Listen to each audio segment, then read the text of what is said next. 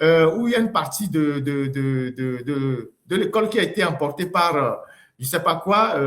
Voilà une des écoles, toujours dans la région des Savanes, EPP Talkenchete vers Barkwasi, où les enfants, hein, ça ce sont les enfants de la République, hein, les enfants de la République, c'est une richesse de la République, comme on le dit partout. Ils seront les cadres de demain, ils seront les décideurs de demain. Voilà dans quelles conditions ils vont à l'école. Hein. Certains vont à l'école dans certains villages. On avait montré plein d'autres écoles. C'est parce qu'on est à Dapan avant de partir que je montre ça. Et vous voyez ça? La dernière fois que nos ministres sont allés au Kirghizistan, on aurait pu faire juste l'économie des dépenses de ces 13 ministres-là, qu'on devait construire 2 grands bâtiments scolaires de 4 classes pour une école comme ça. Si on suppose, mais on peut même construire plusieurs bâtiments scolaires. Si on prend l'argent de 2 ministres au cours de ce voyage au Kirghizistan, qui n'a rien rapporté au Togo, on va construire 2 bâtiments, pas 2 salles de classe, hein, 2 bâtiments scolaires pour régler le problème de ces enfants-là qui sont dans la nature en train d'étudier à la merci du vent, du soleil, de l'eau, de la pluie et tout ce que vous pouvez imaginer.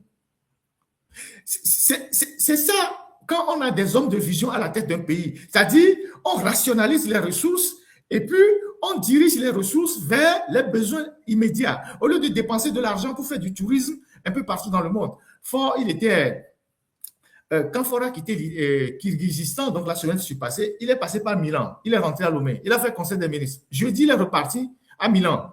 Il est rentré actuellement. Il vient d'atterrir à Lomé. Je pense qu'il y a à peine 2 heures de temps qu'il a atterri. Donc, depuis jeudi, il est reparti à Milan.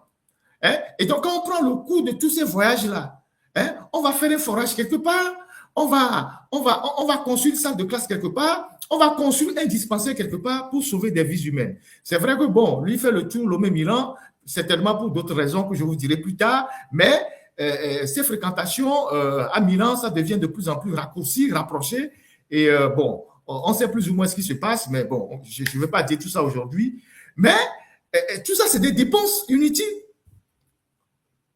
On amène 13 ministres au Kirghizistan. On ne ramène rien au pays. Mais voilà les conditions dans lesquelles ces enfants-là fréquentent. Si on prenait un seul billet d'avion d'un seul ministre parmi les 13 là, on aurait déjà retapé ces salles de classe pour permettre à ces enfants de la République d'aller à l'école. C'est ça la réalité, malheureusement.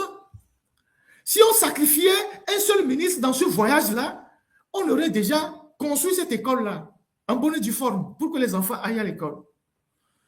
Bon, écoutez, parfois, on va revenir, on va quitter Dapon. Bon courage à nos frères qui sont à Dapon là-bas. Beaucoup de courage à vous. Vraiment, c'est dommage, mais bon, qu'est-ce que vous voulez? Beaucoup de courage à vous. Ça va aller. C'est la République.